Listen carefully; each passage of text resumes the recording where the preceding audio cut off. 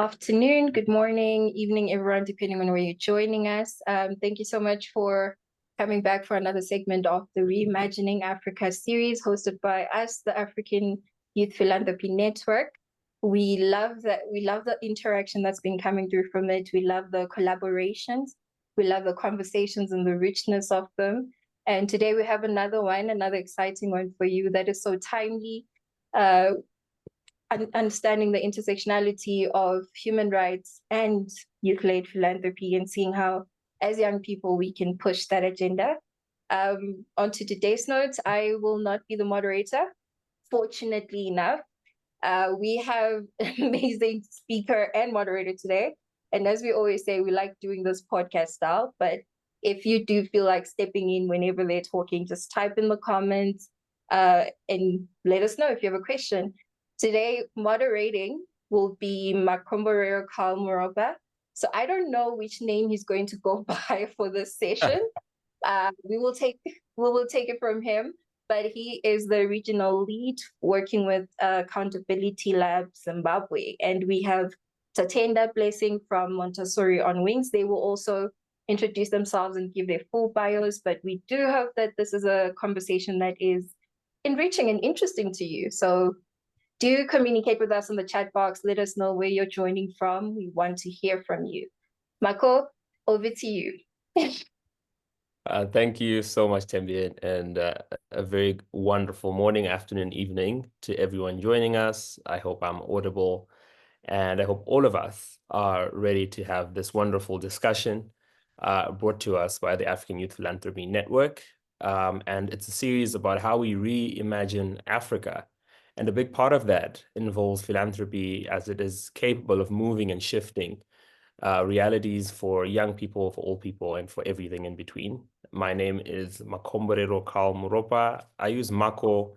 I mean, if anything, if this is a podcast, we love names that are not the ones that we find on our birth certificates. And I'm very happy that today we're going to be joined by none other than Tatenda Blessing Muchiri, aka known as the Chief Dreamer. He will talk about that a bit more. But I'm sure Tatenda would also want to share parts of himself, but I will give just a brief overview of who Tatenda is before we get into the conversation. And this is a podcast, so we will be bouncing off ideas and just really getting involved in the topic for today, which is exploring the synergies between human rights, activism, and youth philanthropy in Africa. It's a mouthful, but I think we are in a very good space to talk about these things, the interconnectedness of youth philanthropy in Africa, of human rights, and of activism as critical components of what forms our civil society, but more importantly, of what our societies are composed of. We have activists working in this space to ensure that duty bearers are aware of the challenges that exist in our different communities. We know that youth form the largest demographic in Africa, therefore conversations about youth are pertinent and relevant even in this time. And above all, we do understand the transformative power of philanthropy across Africa, more so for young people who believe that they can shape the narrative for a lot that's happening within the country. So yeah, I'm going to ask Tatenda, maybe you can also say hello, but I really want to introduce you first before you do that. And then you can always add and subtract based off how you feel I've introduced you. So Tatenda is the executive director for Montessori on Wheels, which is a nonprofit dedicated to expanding access to Montessori education and enhancing capacity building in underserved communities. Tatenda works well with BIPOC individuals or from Black and Brown children. And Tatenda is originally from Zimbabwe, but is working and based in the US. Tatenda discovered his passion for Montessori education after he moved to China. So we're going to hear a lot about that. And it's also good to mention that though he is working in the education space, he is currently furthering his education at the international development.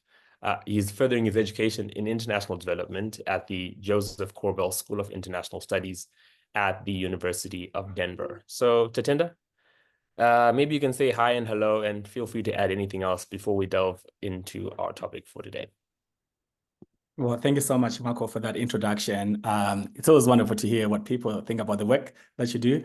So thank you for really pouring in your knowledge and your love for the work that that we do here with Marathon Wheels. I don't think I have anything more to say other than that I'm so excited to be here and in conversation with you today and really explore this intersectionality around activism, philanthropy, and African youth, and tie that to our own identities, our own journeys, and how we got here. So if anything, to me, this is just a reflective moment to be able to reflect and share that journey with you all and build on that conversation. So I'm really, really excited to walk that journey with you this morning here from Denver.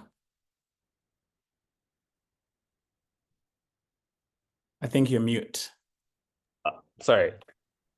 You know these challenges. But anyway, thank you so much for giving us that intro. If anything, we welcome the fact that we're coming from diverse places and from diverse spaces, and it helps us to really think about youth philanthropy, to look at activism, and to also look at how young people are reimagining that future when we consider the many ways in which young people are showing up all across the world. I think if we can start, I want us to go through a journey of really just unpacking how you got to be in spaces that have called on you to be philanthropic or to think in a philanthropic way, as we just track your path into that space and how you've sort of existed at that higher level of what philanthropy looks like across the world. And then we can begin to get narrower and look at what that looks like for Africa, more so for young people. So just let me know how that has been. Wow. Well, thank you again for that, invitation to reflect on that journey. I grew up in Zimbabwe, right? Went through school there, then was fortunate to, leave the country, go to Beijing, where I discovered Montessori education, which really resonated with me as it took me back to my formative years in Zimbabwe and the way in which I had experienced education. So my activism and philanthropy is really rooted in education, which I think honestly is the foundation for any activism, right? That if we don't have access to education, we don't really have access to other great issues around, the continent or the world. So I think it was there that I sort of started reflecting more on my identity as an educator and what that really meant. So for me, it really then sort of opened up more ways to see myself, not just confined to a classroom, but what has led me to, and what had led me to Beijing, right? And then to the United States, to think about those opportunities as a way to sort of get exposed to the world and to issues that matter, to then be able to connect that back to home. I think it's always, if not anything, that's in our DNA, right? That if we leave the country, if we go somewhere else, we are going so that we come back with knowledge. I think even in the Bible, there's this, a story of, Moses with, the Israelites, the point of time where they had to go and see what was there and then come back and then take people there, right? So anyways, that I think for me was the foundation of thinking about development, activism, and philanthropy that is more than just the resources, but also the action in itself, especially for those who are close to the issues, who are mostly impacted with education, or with anything anyways in our communities, right? So for me, it was really thinking expansively what it meant to be an educator, what it meant to be somebody who has been exposed to opportunities, and also grappling with the idea where, I came from, and being an African in spaces that I had to sort of also carry that message. So yeah. That's so cool. If anything, what struck me about what you said is how philanthropy can actually look more than just resources, or can be more than just resources, because we certainly do have a very linear way of looking at philanthropy, because a lot of people just define it as, money or some kind of financial contribution to a particular group of people over a particular amount of time. And so I think that certainly grounds us very wonderfully in the need for philanthropy within the work of youth activism or even development in general. And yeah, I'm really keen on exploring that a bit further, how philanthropy can certainly have many forms, but all targeted at achieving some kind of transformation in our society and in our places, in our contexts. And you also mentioned something interesting about having to go and to come back. Do you think that a lot of the people who are doing philanthropic work in Africa are feeling a sense of, I need to pour back? Do you think it's tied to any feelings of that maybe what they're experiencing now is more bountiful than where they originate from, and therefore they have an obligation to bring back some of that resourcing, some of that philanthropic aid, if we should call it that? Yeah, what do you think is the dynamic, the internal monologue that takes place from individuals who leave the context, go to a different place, and then find themselves grappling with the need or the inner sense to want to, collect that which they're acquiring there and bringing it back to where they originate from? Yeah. Gosh, that's a very complex question, because the internal dialogue in itself is also very complex, right? I think I see it in very two ways. I sort of digress from the idea that they need to, that we need to give back, right? I think it's very rooted in the Western idea of having to have accumulated wealth and then having to give it back, right? And I think if you think about ourselves as Africans, as Zimbabweans, right, this idea of UNU, right, which I think most people sort of translate to Ubuntu in a very African, collective language. It is the understanding that whatever we do is always in relation to each other, right? We are rooted in collectivism, right? So I think, if anything, there is that at the core of who we are, of who you are, right? So it's that core or that mech of who you are that then sort of, drives you to engage with that work. But because you then maybe exist, like in my case, in the US, landscape, where you are very close to these opportunities and to money, right, as it's defined in philanthropy, you then really see the need to give back, as you make sense of how does it make sense for me to exist here when I don't have to give the same back to the community that raised me. So there's agency around giving back when it comes to the dialogue around identity in the West, because it's something that's very central, having to identify yourself and define yourself within these spaces. So if you identify yourself as African, as the son of the soil, then that should mean something with how you're giving back some of those resources, or thinking back about home. But again, I think in our own homes, when I come back home, I don't think about those things. What I know for sure is that I'm Zimbabwean, right? Even though I might have had other, citizenship or outside being Zimbabwean, at the core of it, I think it is, again, that call back to yourself. Yeah. Gosh, that's powerful. And for those who are joining us, we're really talking about some of the synergies that exist between human rights, activism, and youth philanthropy in Africa. Major topics that we're putting all together so that we can better understand how we can reimagine Africa. And Tatenda was just talking here about, this aspect of identity and how it creates a call within an individual to want to go back and give back. And for a lot of people who are involved in philanthropic work and in the African philanthropic movement, a lot of them feel this tie to their original place or to their original land, to their original countries, if I should say. And that sort of brings a certain unction for them to give back in that way. And not to look at that as black tax. If anything, Tatenda certainly, remove that ideal that we have a certain complex that needs to be satisfied. But the reason why we're asking about, some of the motivations for African philanthropy, especially for youth, is that there's often a disconnect between reasons for philanthropic work existing in Africa and the people who it's really meant to serve. And that's where we find young people suffering the most, because young people are working within the grassroots movements themselves, and they are at the helm of interesting battles, violations of human rights. They are recipients of terrible governance and non-accountability. They are experiencing harsh atrocities of unemployment and certain dehumanizing experiences in life. And for them, the advocacy and the activism that they carry out is as a result of the pressing challenges existing within their context that they're experiencing every day.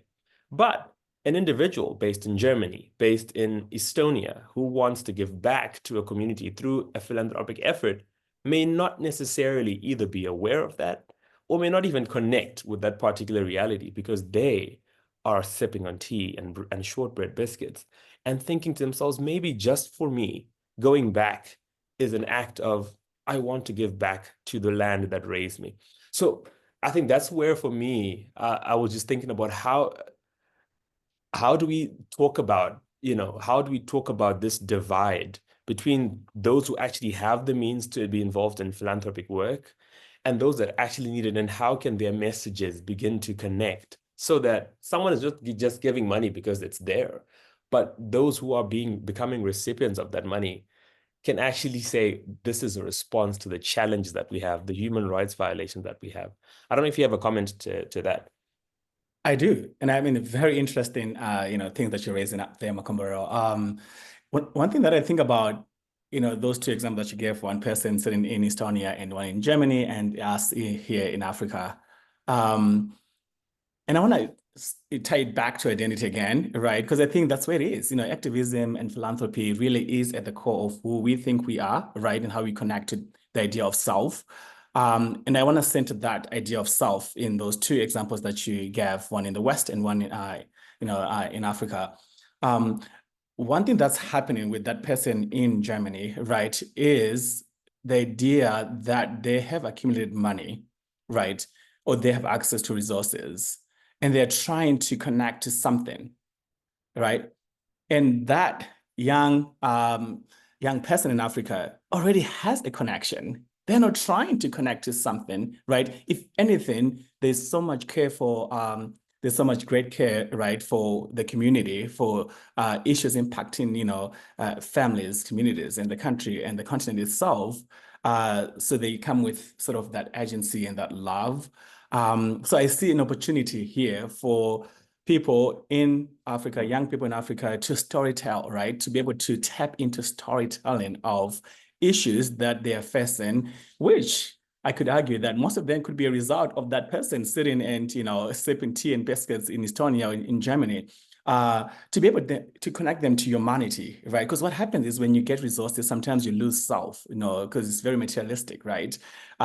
So when you then want to give even a $10 or $5, you're trying to feel good by doing good and to connect with oneself. So I really think of it as an opportunity for young youth in Africa to tap into storytelling, which is our birthright, that we have the stories. We are very close to issues that are happening within our communities, within our countries, on the continent, to be able to, if anything, they're being privileged to understand life, outside, their own homes, outside their own countries, and understand how and I think I would want to hear more of your understanding of human rights, to then understand how we are all human and how we can all humanize, life and interactions and everyday work. As a human rights activist, how would you interpret some of those two, distinct examples that you have given, yet they sort of intersect philanthropy? Or it's certainly difficult. If anything, it's maybe the battle between the haves and the have-nots. And I know we haven't even gone deeper into the aspects of human rights and activism and how that then sort of links. But even as we're still here, it's just good to know that there is a political economy within which philanthropic work exists. And that political economy is, where people sit, where they find themselves, the context in which they now exist. The second thing to even consider is who is making these resources available and what are their interests. And then we then look to the challenges. Are they connecting with the challenges? So there's a lot of individualism that makes its way into philanthropy as a movement and as a vehicle for transformation in the community, which we also need to take into account. And because often our conversations don't actually start from there to say, what are the motivations underpinning philanthropic movement and philanthropic work across the globe, more so money and resources that are targeted towards Africa. And I think that makes it interesting when we then ground our assertions in the understanding that at the end of the day, there is nuance to it. But in a perfect world, we certainly know that philanthropic work should go to where the need is most. but often it's not always that. So certainly a lot to think about. I actually want us to sort of progress and start talking about how we're defining youth philanthropy in relation to human rights. Personally, when I'm looking at youth philanthropy, I'm looking at resources and any philanthropic effort that is targeted toward young people or individuals between the ages of 18 to 35 who are either working directly as activists themselves, or who are covered within institutions and within nonprofit organizations, or within any type of grassroots movement that is aimed at some type of social change or social accountability. And I think the work and the resources that have been given to young people over the years hasn't been commensurate with their size as a demographic, hasn't been commensurate with their need as young people who are coming from countries that are still developing. And there's been a lot of othering, I guess, or a lot of discrimination that young people have faced on the basis of their ages in terms of whether they have the capacity to receive resources from philanthropic work or philanthropic movements. And I would certainly want us to grapple with that a bit, to say, why is it that in 2024, even though we know exactly what we're talking about in terms of what youth philanthropy is, why is that there's just very little money, resources, aid, or whatever kind of support that is going to young people? And you can also use your context to sort of think about it, what you've also experienced as you've been going about in the world, and also what you actually think is taking place in Africa with regards to that. Yeah, very, very, another good question there. I'm thinking about something else also within this question around I think my definition around youth philanthropy, right? Why it's so different from from the West and the one that we're experiencing right now in Africa, right?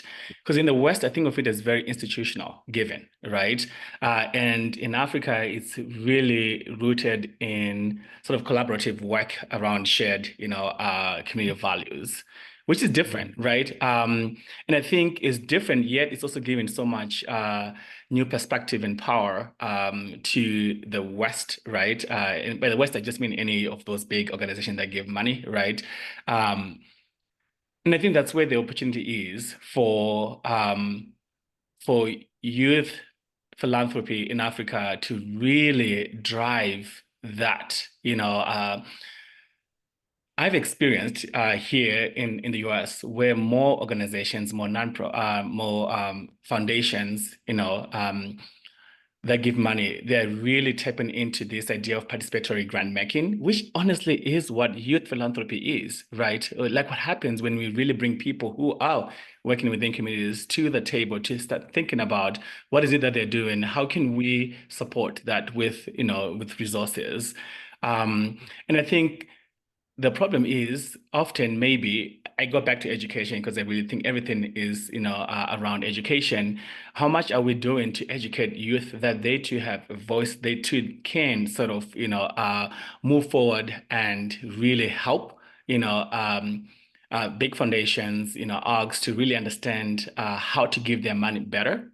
I think we're not really taught to question those systems. We often think of ourselves as young, when there's nothing about being young and having to grapple with, with education and environmental and human rights, crises or issues, on communities. So I think to answer that, I would also really want to sort of give you a question to sort of grapple with and help us understand here. Because one thing that I had to grapple with as I was in these spaces, and I think I mentioned in my bio that I was invited to, sit at the Gates Family Foundation to think about what it means to give money when we don't have to have small organization apply for grants, but just waking up to receive a call that you've, been awarded a grant without even expecting any reporting on that grant, right? So they were really thinking about this idea of giving money in a way that is not very colonial, in a way that we're expecting them to do more work when already they're doing work, right?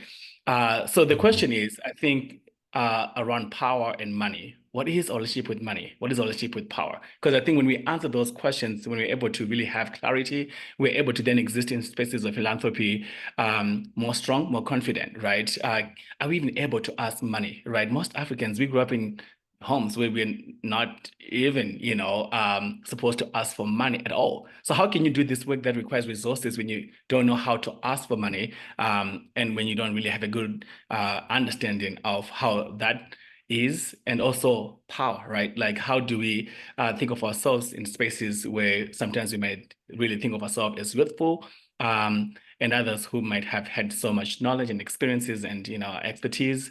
So I think that's the question that I might be asking you as well, that how have you grappled with the idea of power and money as you then think about how you then define philanthropy and reconcile some of this disconnect, right, between African philanthropy and foundations? Gosh, that certainly requires an interesting pause as we reflect on our African identity, but also as we grapple with where this money actually resides. And I know there was a bit of caricature around where the money resides, but a lot of people don't actually have a good relationship with that money dynamic in terms of our relationship with power and our relationship with money, especially when it comes to African philanthropic movements. And I think it's unfortunate because a lot of young people are in deep need of that kind of support. And that support doesn't often cascade towards them. If anything, they exist in a certain state of subordination where a lot of young people feel like the bigger organizations should be the recipients. Or rather, not that they think that they should be, but it often happens that the reality is the bigger organizations are better positioned to apply and to acquire, philanthropic resources. And it's good that we're using the word philanthropy, because philanthropy must also be defined in terms of its plight, to help people and not to create difficulties in accessing those resources. But that's not the case, because a lot of the times, and to go back to that initial comment I made, there's a lot of mistrust when it comes to giving young people money for the work that we already see them doing. There's some grand assumptions around, will they be able to manage it? How will they be able to ensure that there's integrity in its use? Will they be able to report on it? And so it's wonderful when you're mentioning the situation you went through around being called in to work with the Gates Foundation to give grassroots organizations money without giving them any reporting obligations or any kind of obligations that tie to the grant itself. And I think that's a wonderful way of disrupting that philanthropic space, especially for Africa, because already we are working on a diminished capacity. There's a lot that's happening in Africa that makes it difficult to report and to live up to certain international standards that relate to African philanthropy already. So there's a barrier by just existing, or at least just being willing to be in the space for that kind of aid, because you just cannot match up with certain counterparts who are better positioned, or at least on paper, to receive those funds. And I think that's something to think about. And even as I'm saying this, I hope that even in the crowd, if there are any questions, I'm happy that we've got some audience here, Sean, Brandon, Tendai, Tadiwa, Sebastian, who, if anyone feels like they can also chime in on some of these issues, it'll be great to hear what your take is on some of the issues we've discussed so far. We've been trying to define for ourselves what youth philanthropy is, and trying to see if we can center identity as a criteria that is used in the international market for dispensing resources towards the plight of activists in Africa, and to just hear some of your thoughts around these issues. So if you certainly have something to say, feel free to put it in the chat, or to raise a hand, or to come in and just unmute and give us some of those views. But I just find it really interesting, Tatenda, that there are so many structural challenges that make it difficult for young people to acquire these funds. And many of them could actually be from a very colonial way of looking at how resources should be spent and who is supposed to have them. Hence, the relationship that young people have with money and the relationship that young people have with power. And we don't only see it in philanthropic spaces, but we see it in a number of sectors: the climate sector, the democracy sector. When we're looking at gender issues, sexual health and reproductive health rights, young people are often subordinated in the face of bigger and more organized groups, more organized organizations, And that makes them fail in a very big way to receive some of this support. And I think it's something that we can begin to think about more broadly.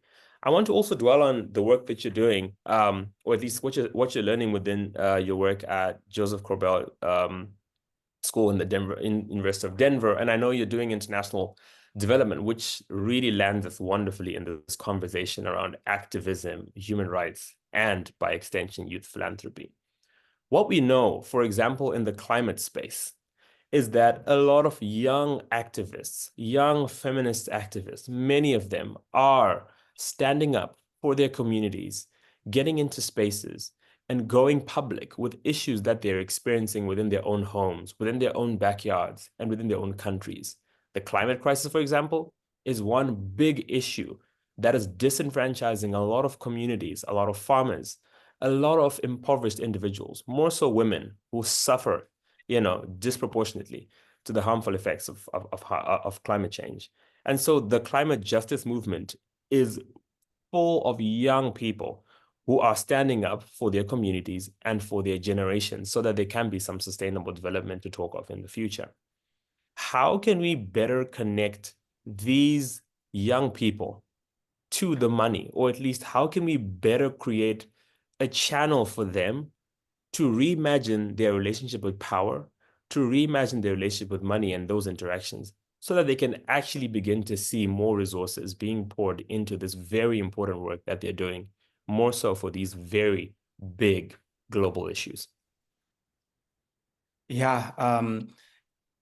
One of my mentors, when I started doing this work in 2020, right? Like when I stepped out of teaching and more into nonprofit work and philanthropy, told me that this work is not a sprint, it's a marathon.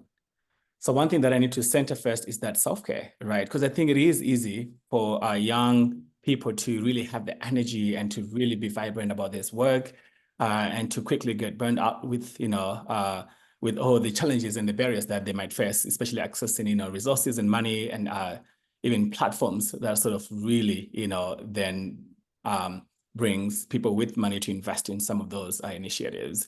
So I really would challenge, as a response to that question, the work that your organizations are doing. I think about the African Youth Philanthropy Network. What are they doing to support young women, young people who are really caring deeply about things within their communities, around climate, reproductive rights and human rights and education and all that kind of stuff, right? They need support systems that are very strong, right? What if we start thinking about think tanks, fellowships, support groups, so that they also have knowledge? Because we have adults, we have people who work in this organization that have access to resources. What can they share with young folks, right?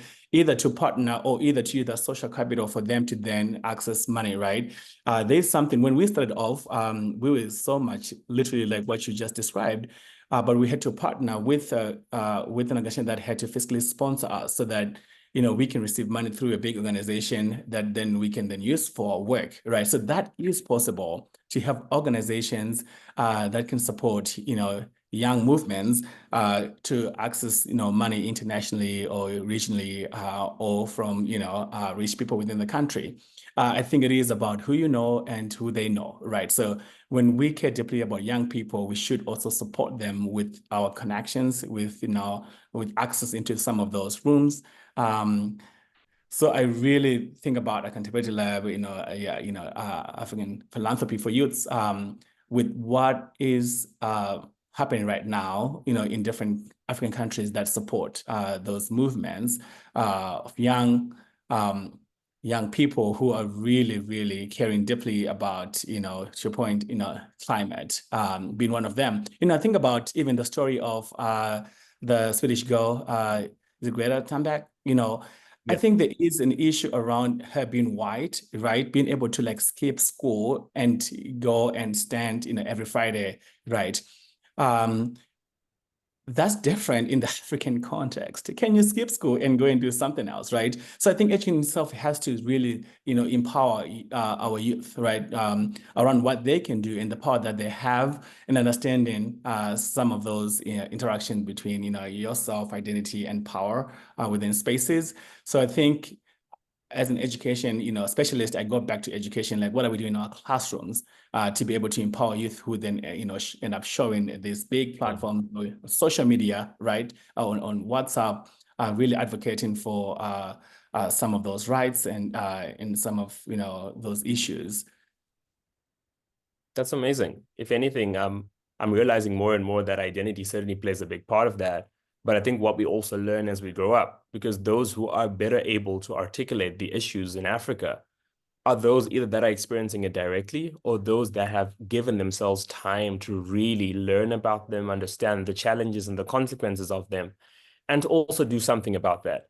I also love and welcome some of the suggestions, some of the strategies we've already suggested, working with fiscal sponsors. A lot of African organizations don't work on that model, but I think it's something that they can really begin to flesh out. And this model is applicable in many respects, actually. So fiscal sponsors essentially is to have a bigger parent organization taking a small organization or a certain movement under local parentis and being a guarantor of sorts so that they can also begin to receive funds. And what at least that reveals to me is that there could be a causal relationship between these bigger, more established organizations, which I will call senior organizations, and the junior organizations and junior movements. And for as long as they don't coexist, it makes it difficult for young people to actually receive some of these resources. You also mentioned the use of fellowships or some kind of boot camps that can help young people gain knowledge about the issues that they're advocating for, so that they can better understand their relationship with power, right? And I think that certainly answers those two questions: relationship with power, relationship with money. If it's a relationship with money, it's good to work within the seniority type of work, but then there's also the way in which fellowships or think tanks can create the right kind of knowledge for young people to be better positioned to speak and articulate about these issues. If anything, it's also getting me thinking about some of these generational perspectives. I know a lot of philanthropic movements are big foundations which have existed for hundreds of years. It's typically old money. And the challenge with old money is that it looks at issues very differently from how young people are looking at issues now. The climate crisis and authoritarianism may not be issues worth financing or issues worth funding for a number of organizations and foundations that have existed for years and years. And I think this makes it difficult then for young people to receive funding for things that are happening in the here and the now. So I'm trying to think about how we can have a better relationship, taking into account the fact that there is age difference, generational differences, how we can create an intergenerational connection, right, between philanthropic movements that are about to work in Africa that can be so divorced from some of the emerging issues, the emerging challenges that Africa is experiencing in the here and now. Do you think that there is a way in which we can either better communicate between the funders and those who are being funded? Is it that we will never be able to see eye to eye in terms of what's emerging and what's not?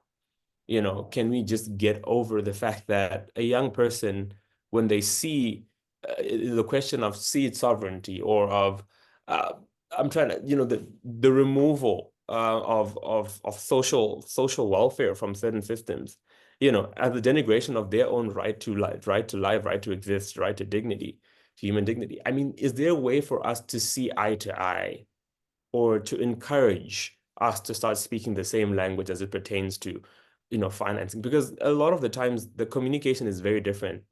And if we cannot connect on the basis of language, then it's difficult for us to connect on the basis of contractual obligations or anything that can allow for that money to flow.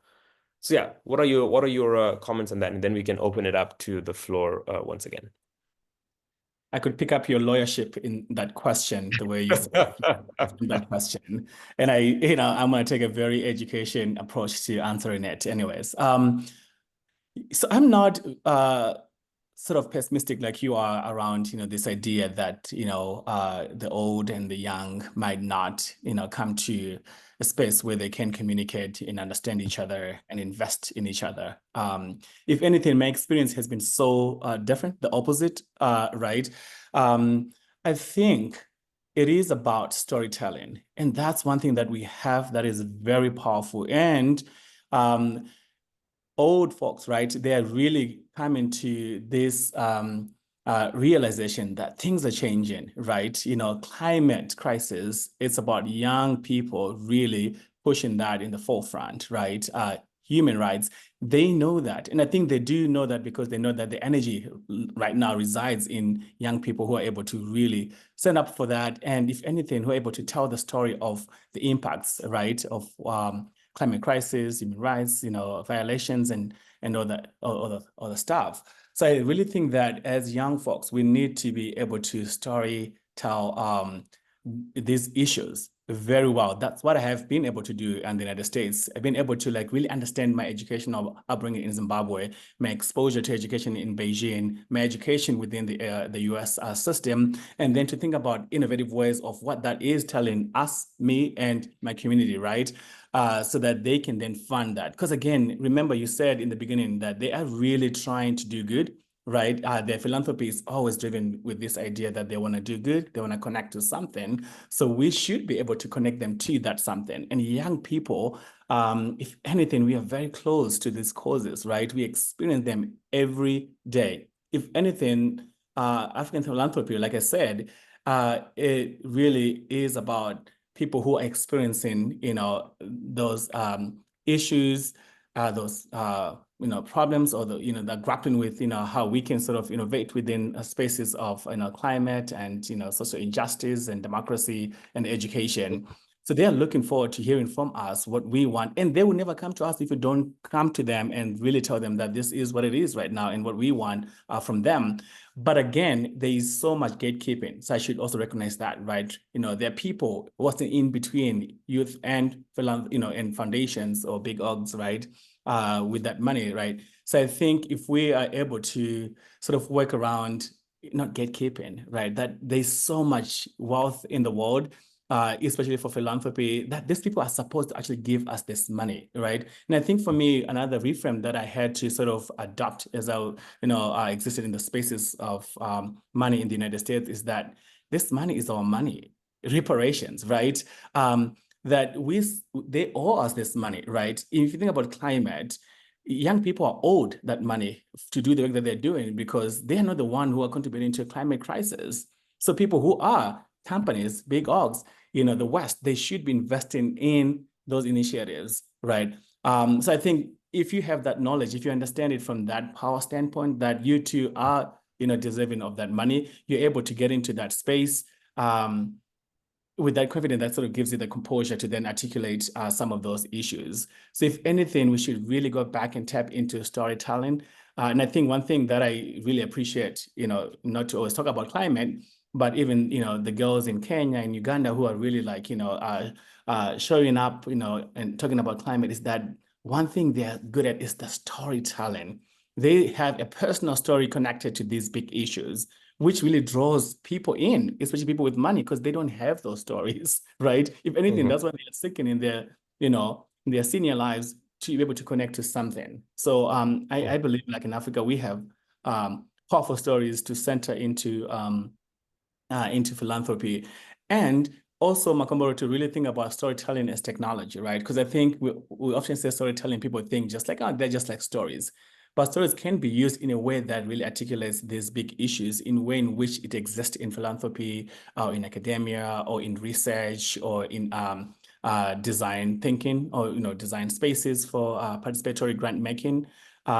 So really having mentors who are able to really, nurture, young folks, which is what's happening with all those people that we end up seeing. They do have actually, people who are, their mentors, who are their coaches, right? So they're standing as a mouthpiece, but when they go back, they have all these people that are helping them who are not even young at all. So really forming that coalition and that relationship with people who are in the spaces but are young. That's a powerful contribution, and thank you for centering that, Tatenda, the understanding that storytelling can actually achieve the impact and bridge the gap that we're hoping, that generational difference, doesn't continue to exist in these different silos. I'm gonna see if we've got any comments, reflections, or anything of that sort from the crowd. Rogers joined us. Rogers Omolo, feel free to unmute if you have anything to add to what we've been talking about. I've been seeing you a lot on this call. Sean, we see you there. Would love to hear from you. Brandon, we also see you. Yeah, I think Brandon has posed a question here, which I'm very happy to read. So, coming from a human rights background, how critical do you think the personnel is in organizations driving the mandate for youth philanthropy, human rights, etc.? Do we have the right and competent people in the right roles to drive the strategy and lead all movements to success? For instance, we would need people who are skilled in areas of resource mobilization and financial acumen, that cognitive power, yet with the natural inclination to help others, and that's the personality component. Does it stand to reason that with the right people in our organizations that are pushing this work, we could see an increase in success? I'm sure I can also respond to that. But just from me, absolutely. I think we've never thought about having personnel dedicated to resource mobilization, but in a very critical way. We often leave that role to an organizational focus. For example, we say everyone in the organization is supposed to do resource mobilization, right?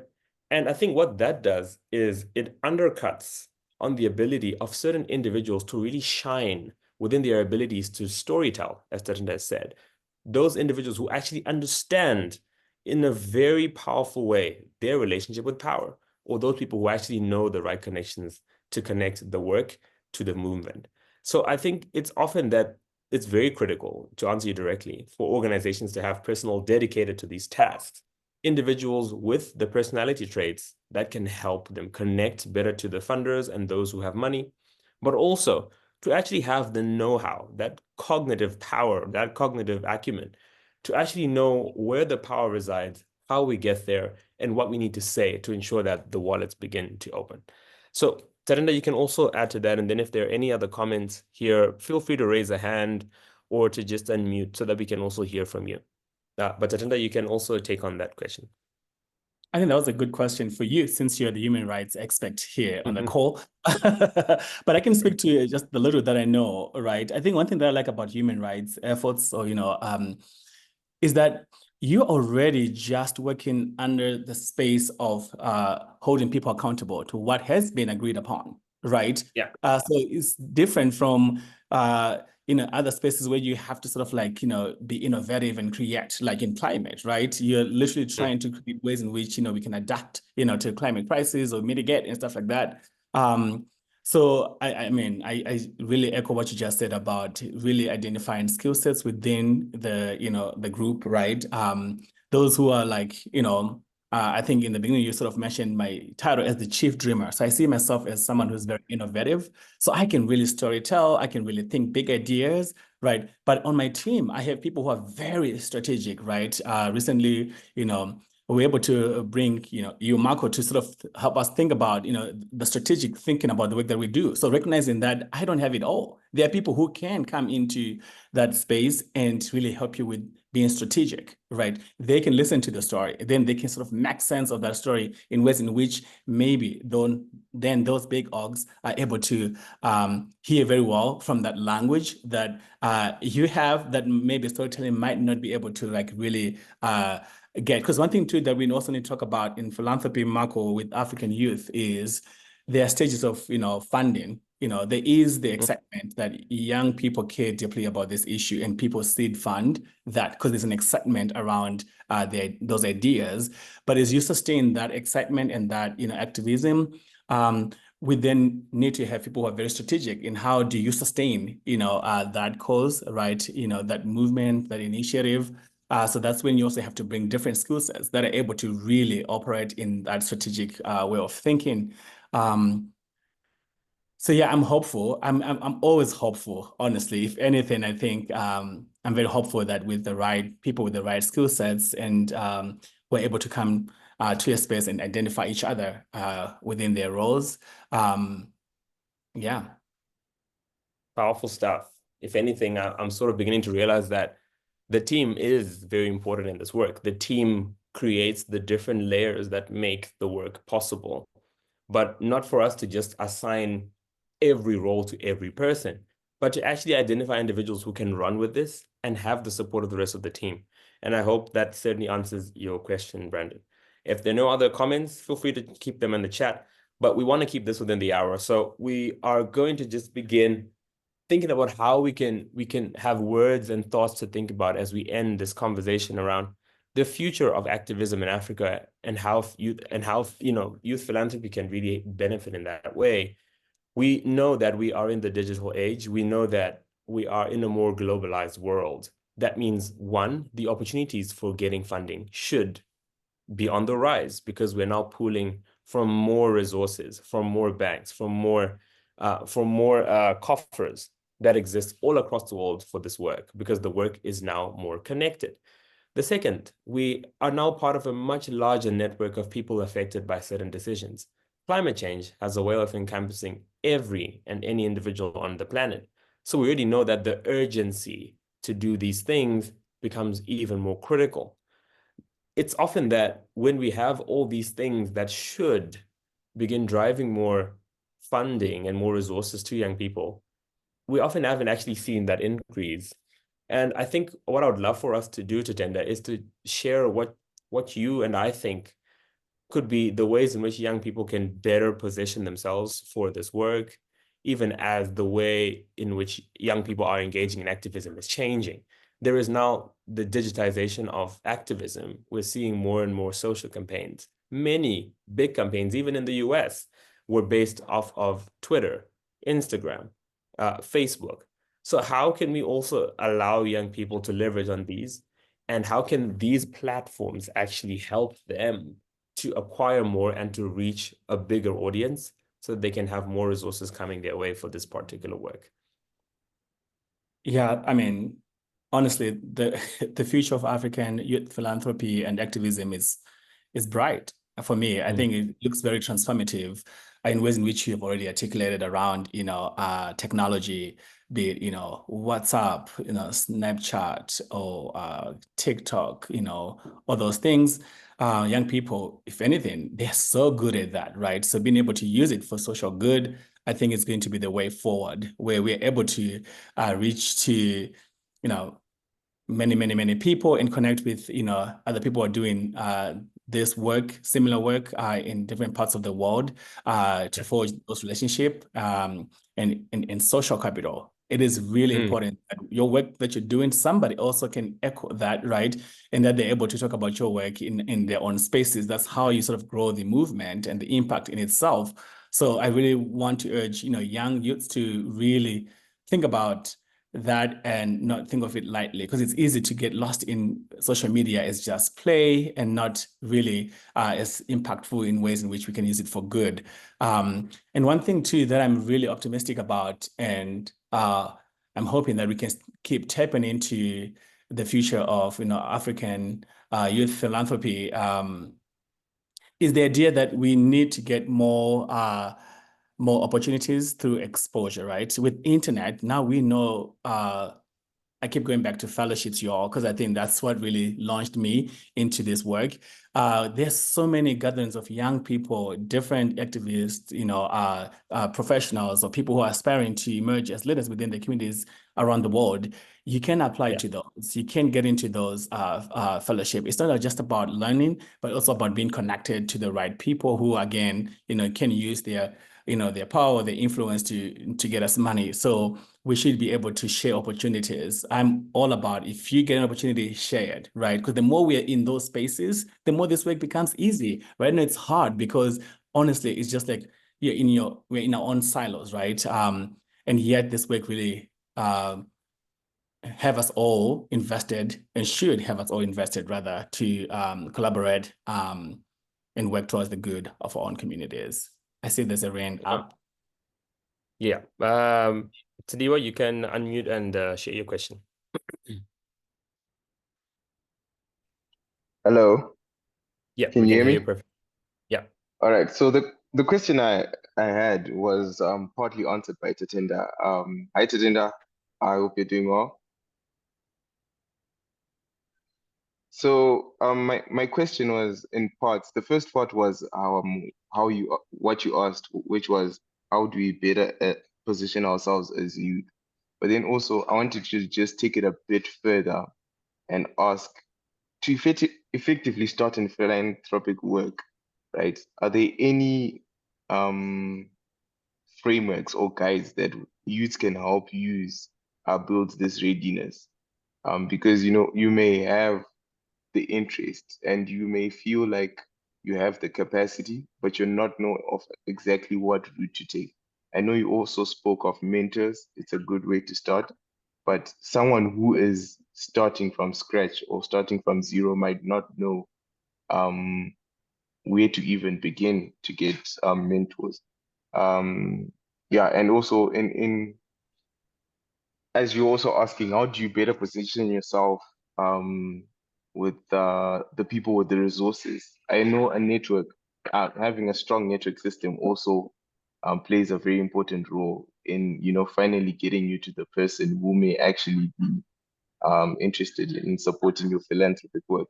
So w- how can we also be how can we connect with those people in the or better network so that we can connect with those people, to help us position ourselves better and also to help us ourselves in building the readiness as I had said.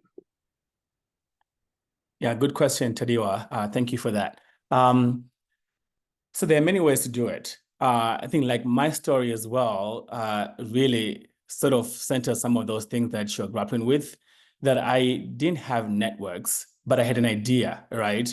And the good thing about having an idea is you share that idea firstly, maybe with your friends or people around you, right? Be it friends or home or, where you're situated, be it at work, at church, whatever context that you find yourself in.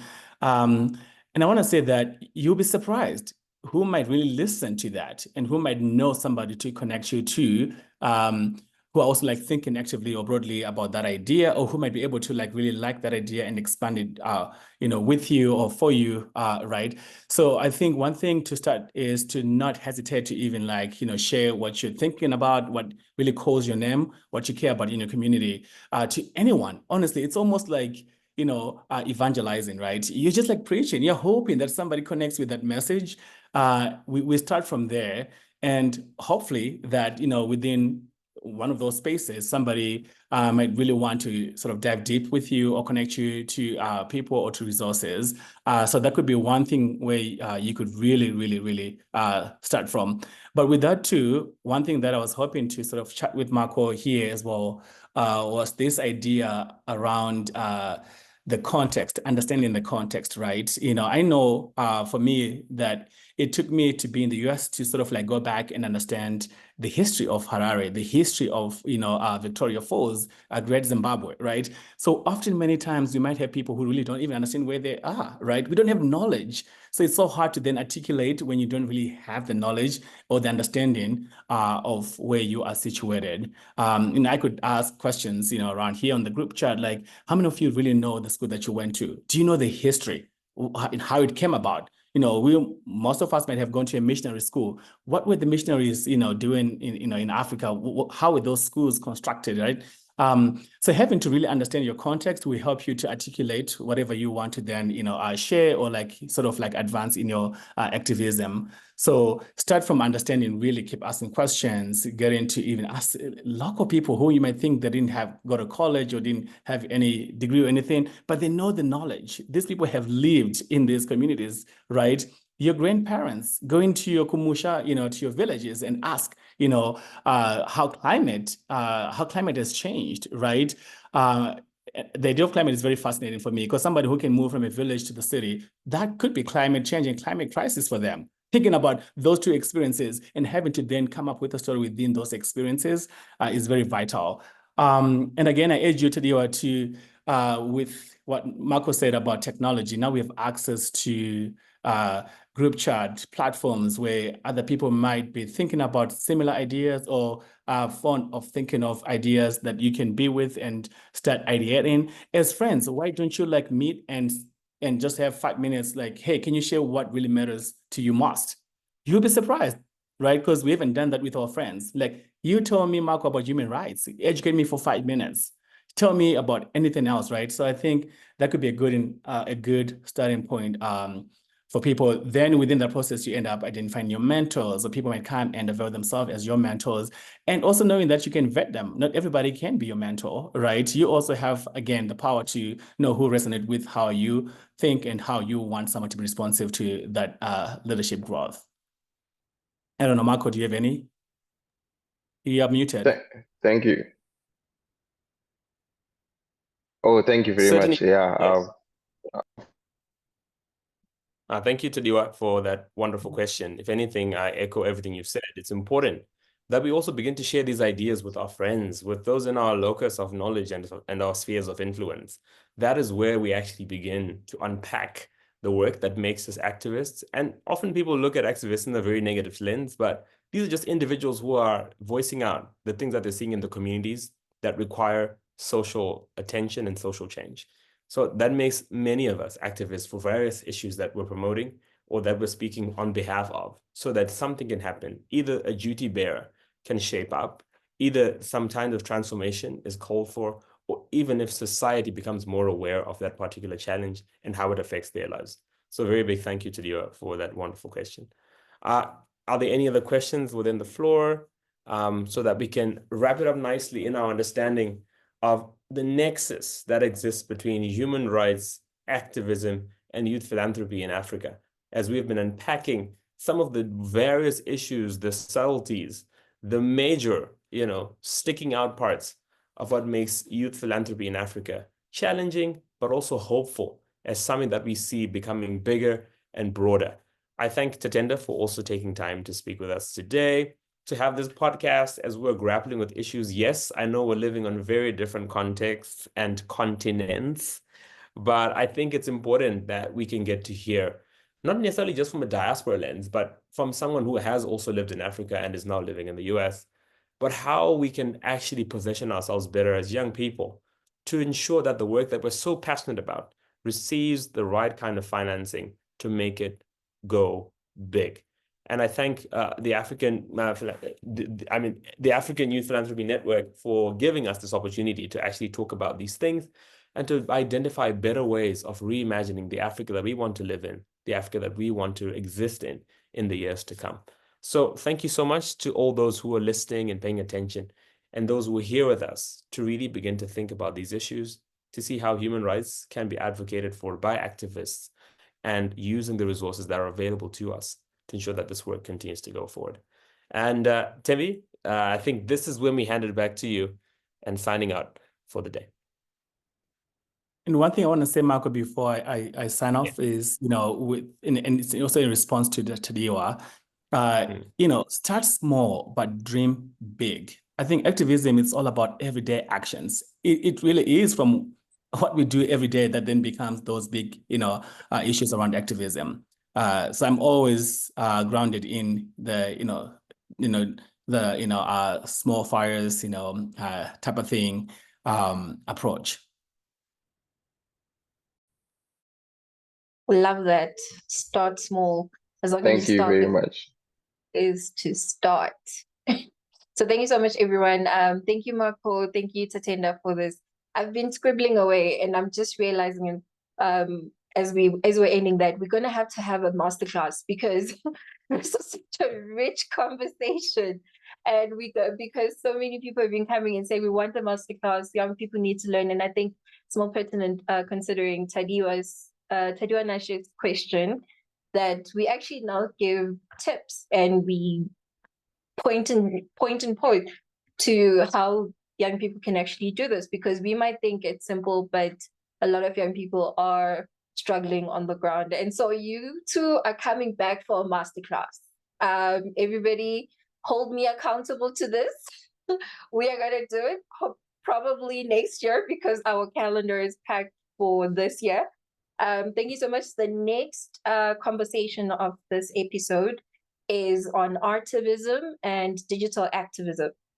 I know it's linking, but we wanted to also understand how the arts come into this and contribute to this work. We wanted to understand how the artists, not just musicians, but your painters, your filmmakers, your, just how in their respective careers are contributing to philanthropy. And so we're looking forward to also hosting you there. I think it'll be on the 14th of November. Please join us and bring your questions, bring your attention also. And thank you so much. We are signing out. Thank you so much, Thembi. And goodbye to everyone. Cheers. Thembi, I'm going to stop recording on my end as well. Yeah.